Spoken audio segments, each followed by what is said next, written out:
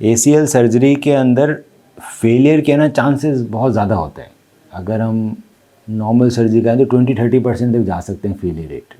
सो failure होने के chances क्यों होते हैं ACL सर्जरी में? इसलिए होते हैं, जैसे हम अगर एनिमेशन में देख रहे हैं कि हैमस्ट्रिंग टेंडन से ACL बन रहा है, तो हैमस्ट्रिंग टेंडन बेटा ना 2 निकलते हैं एक घुटने से। ये एक निकाला और ये दूसरा निकाला। अब ये दोनों ही टेंडन है ना पतले पतले हैं, इतने मजबूत नहीं है। तो मजबूत करने के लिए क्या करते हैं, इनको डबल करके फोल्ड कर देते हैं। ऊपर बटन आ गया और नीचे हमने धागों से सुल दिया। फिर जो ओरिजिनल ACL था उसको निकाल दिया गया, एक छेद ऊपर किया, एक छेद नीचे किया टीबिया में, और हमने आपका हैमस्ट्रिंग टेंडन का ACL डाल दिया। ऊपर बटन आ गया और नीचे स्क्रू आ गया।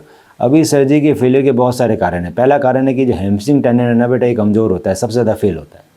सो ACL अगर हैमस्ट्रिंग टेंडन से किया जाए तो फेलियर रेट हाईएस्ट है, और अगर ACL हम क्वाड्रिसेप्स या पटेलर टेंडन से करें तो फेलियर रेट कम है, क्योंकि ये ज़्यादा मजबूत टेंडन है। दूसरा फेलियर का कारण है ये है कि ये जो हैमस्ट्रिंग है ना, इसको चिपकने में 1.5 महीना लगेगा और मजबूत होने में 6 महीने लगेगा। तो 6 महीने से पहले कभी भी गिरोगे तो टूट सकता है, क्योंकि कच्चा है 6 महीने तक।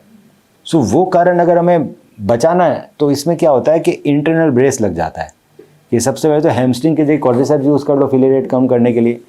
इसके बाद अगर आप चाहते हो कि और फेलियर रेट कम हो, क्योंकि वो तो सभी लोग चाहेंगे, तो हम है ना 6 महीने तक अगर ग्राफ्ट मेरा कमज़ोर है तो मैं अंदर ही ब्रेस लगाता हूँ, इंटरनल ब्रेस।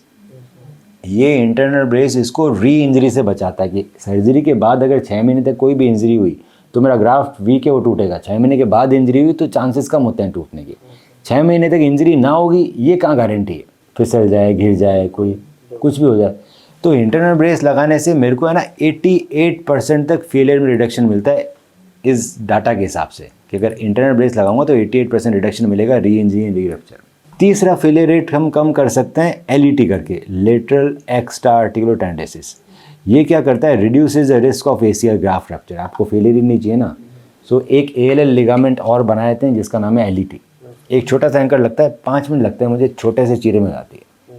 तो इससे फेलियर रेट और कम हो जाएंगे। इसके बाद ACL रिहैब इंपॉर्टेंट है फेलियर रेट कम करने के लिए। तो हम आपको हर वीक में 2 बार ACL रिहैब सिखाएंगे। आप आ सकते हो, बहुत अच्छी बात है। नहीं आ सकते हम ऑनलाइन सिखा देंगे, जब आपका टाइम हो तब आते रहो।